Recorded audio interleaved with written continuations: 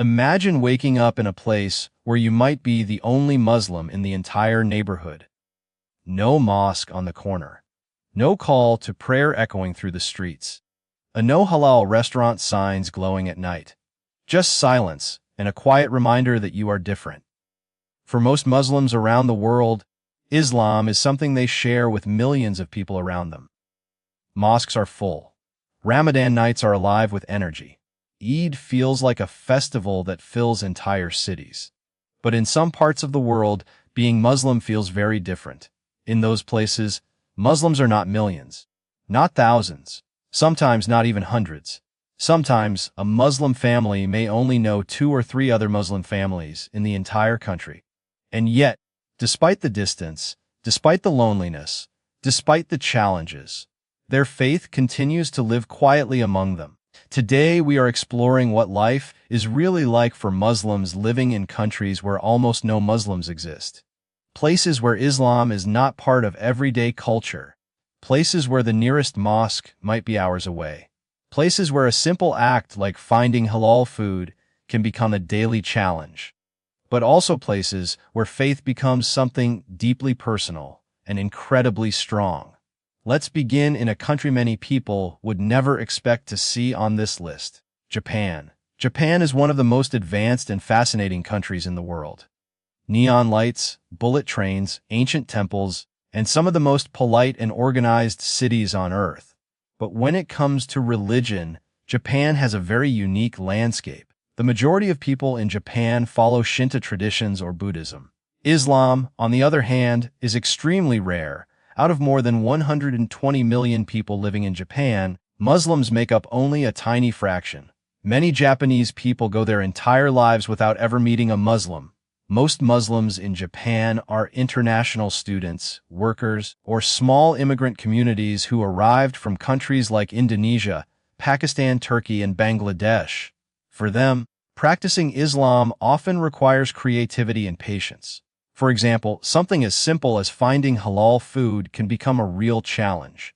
In many cities, Muslims carefully search for small halal grocery stores hidden in quiet neighborhoods.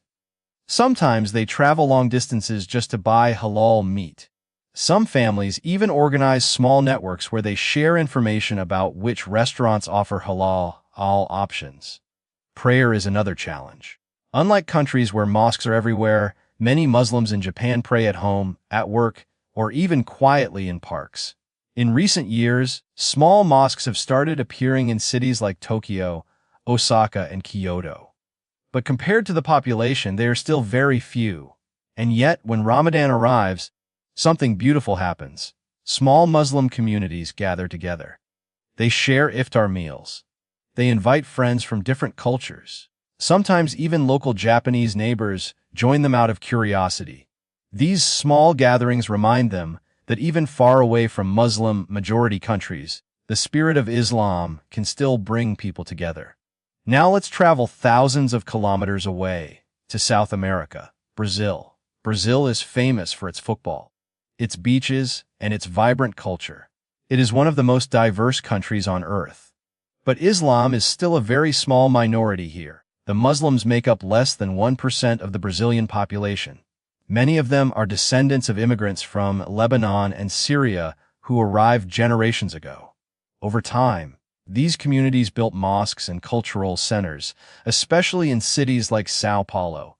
But outside these areas, Muslims are still extremely rare. A Muslim living in a small Brazilian town may be the only Muslim in their school, their workplace, or even their entire neighborhood. Imagine explaining Ramadan fasting to people who have never heard about it before.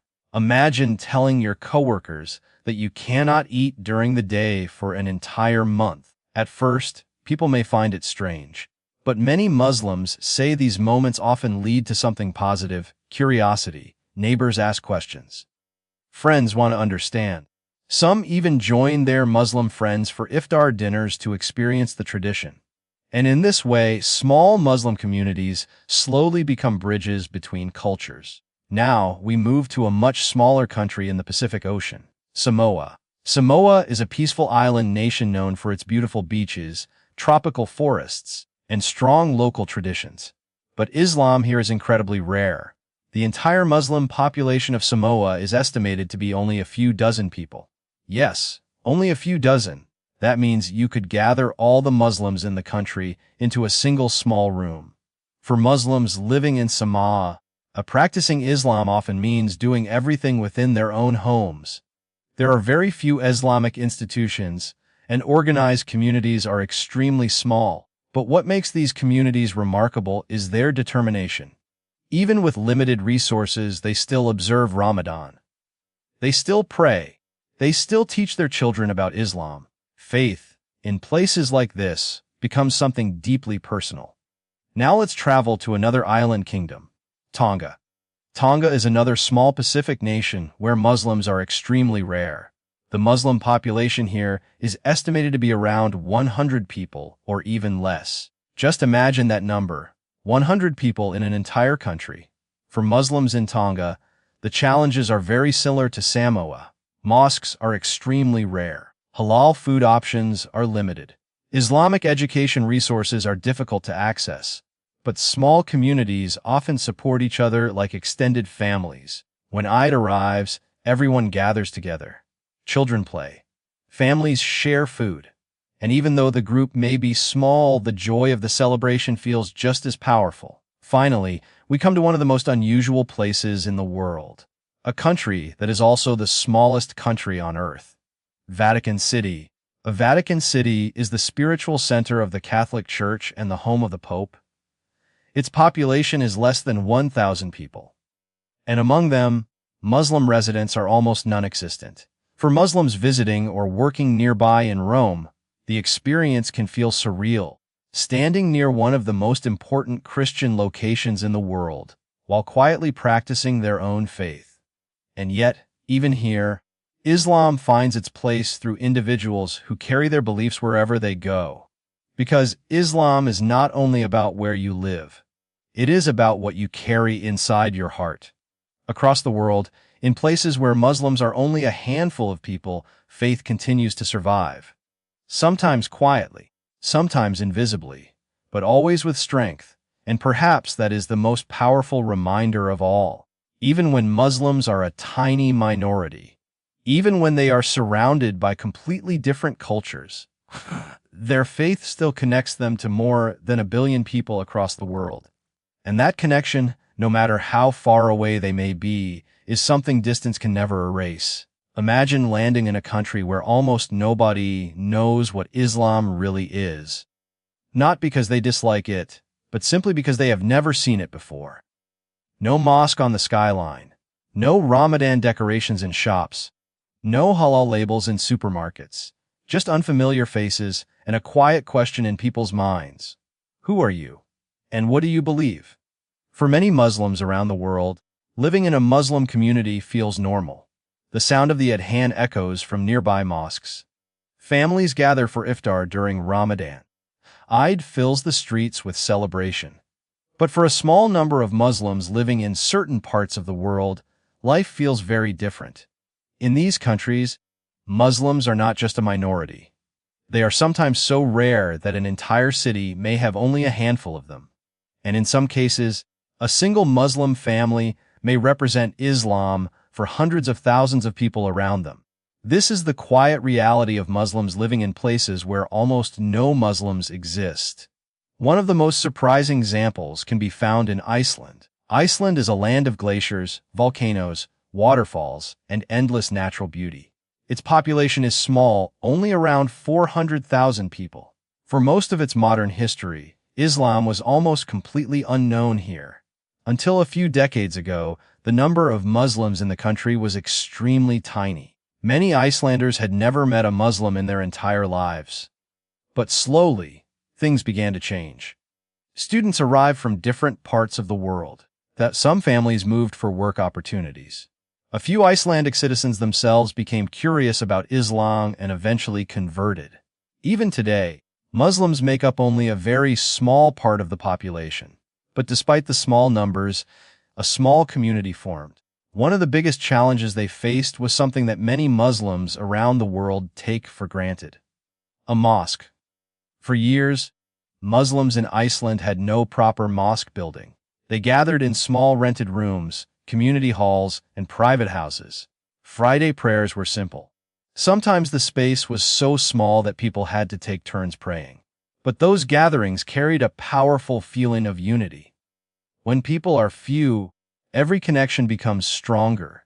During Ramadan, the experience can feel especially unique. Imagine fasting for almost 20 hours because Iceland's summer days are incredibly long. In some months, the sun barely sets. For Muslims observing Ramadan here, fasting requires patience and flexibility. Scholars often provide special guidance to help Muslims follow the fast in such extreme daylight conditions. Yet, despite these challenges, the community still gathers for iftar meals.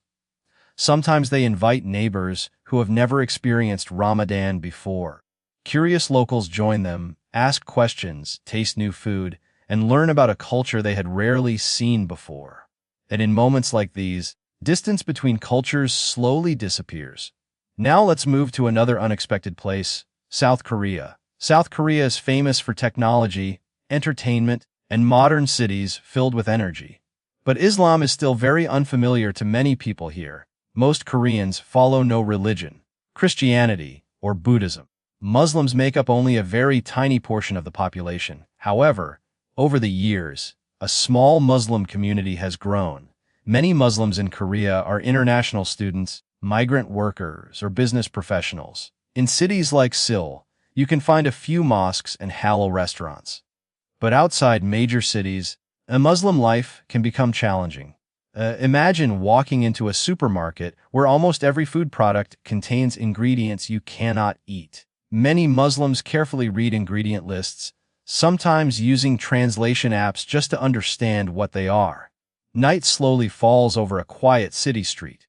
The lights from restaurants glow through the windows. People sit together enjoying dinner. Laughter fills the air, and life moves peacefully like any other evening. But in one small apartment nearby, a Muslim family sits around a simple table waiting for the sun to disappear below the horizon. They are fasting. For them, this moment is more than just the end of a long day without food or water. It is a reminder of their faith, their patience, and the invisible connection they share with millions of Muslims across the world. Yet outside their home, almost nobody knows what Ramadan is. Nobody around them is fasting. Nobody around them is waiting for the sunset to break their fast. Because in this country, Muslims are extremely rare. Across the world, there are places where Islam is part of everyday life. Cities where the call to prayer echoes from hundreds of mosques. Markets filled with halal food. Entire communities celebrating Eid together in crowded streets. But there are also places where the Muslim population is so small that many people may never meet a Muslim in their entire lives. For the Muslims who live in these places, daily life becomes a unique journey, one that requires patience, resilience, and a strong personal connection to faith. One example of this quiet reality can be found in a country many people associate with beautiful mountains, peaceful villages, and medieval history: Slovenia. Slovenia is a small European country with a population of just over 2 million people. The majority of its citizens identify with Christianity or no religion at all. Muslims here make up only a small minority, many of them originally coming from Bosnia and other parts of the Balkans. For decades, Muslims in Slovenia lived without a proper large mosque. Community prayers often took place in temporary buildings, small cultural centers, or rented spaces. For many Muslim families, Friday prayers required traveling long distances just to gather with other believers. But after many years of planning and effort, the first large mosque in the capital city of Ljubljana finally opened in recent years. For the Muslim community, this moment felt historic, and not just because it was a place to pray, but because it symbolized something deeper: recognition, belonging, and the quiet persistence of a small community that refused to disappear. For young Muslims growing up in Slovenia, life can feel like balancing two worlds. At school, they grow up surrounded by classmates who may know very little about Islam. Simple things like fasting during Ramadan or wearing a hijab can sometimes lead to curious questions.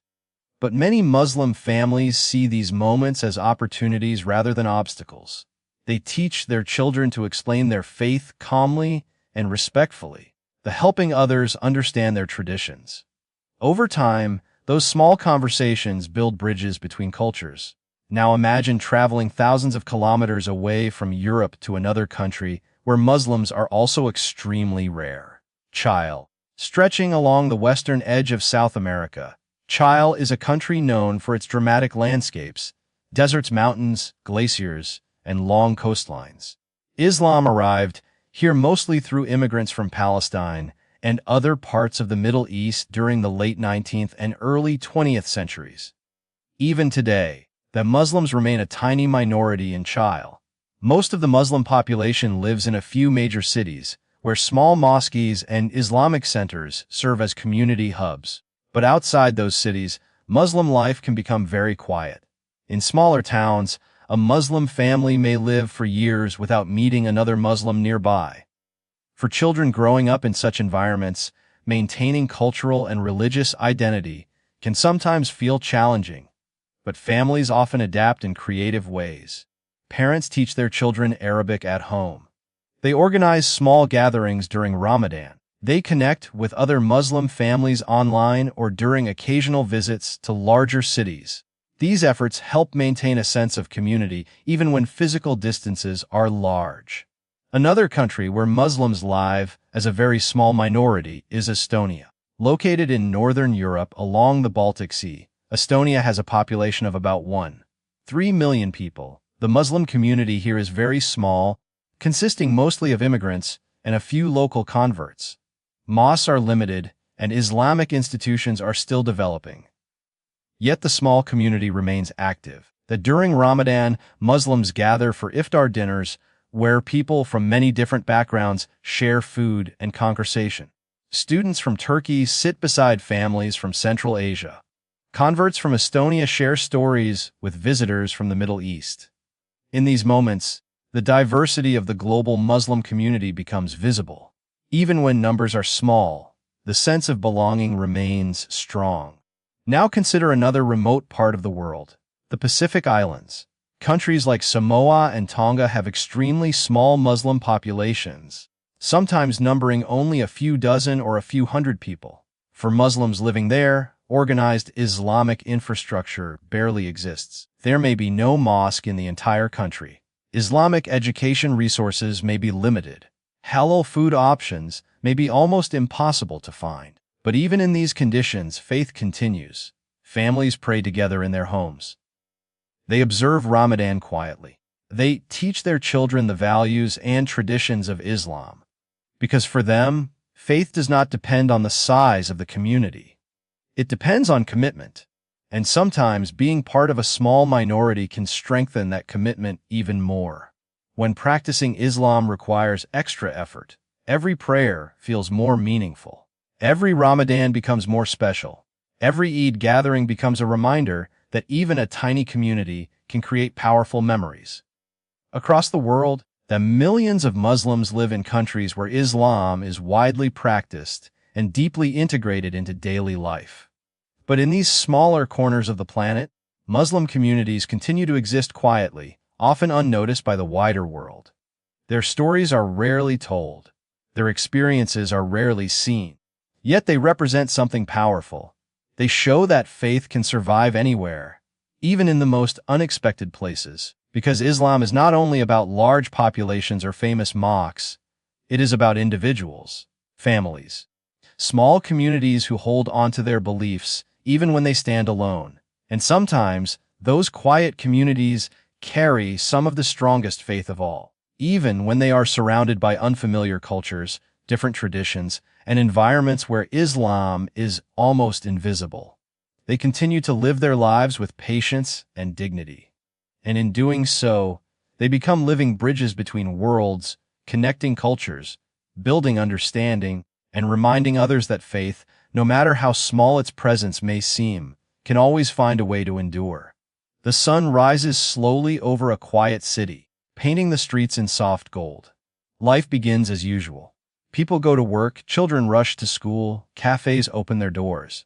But for a small Muslim family living here, the day begins differently. Their morning prayer is silent. No mosque nearby calls them to gather. No other Muslims pass by on the street. And yet, this family continues a tradition that has traveled across centuries, performing salah, reciting Quran, keeping their faith alive. In some countries, Muslims are a dominant part of society. Everywhere you look, the presence of Islam is obvious. But in certain places, the opposite is true. Islam exists quietly, almost invisibly, in the lives of very few people. One such place is San Marino. San Marino, one of the smallest countries in Europe, sits entirely within Italy. It's known for its medieval towers, narrow streets, and stunning hillsides.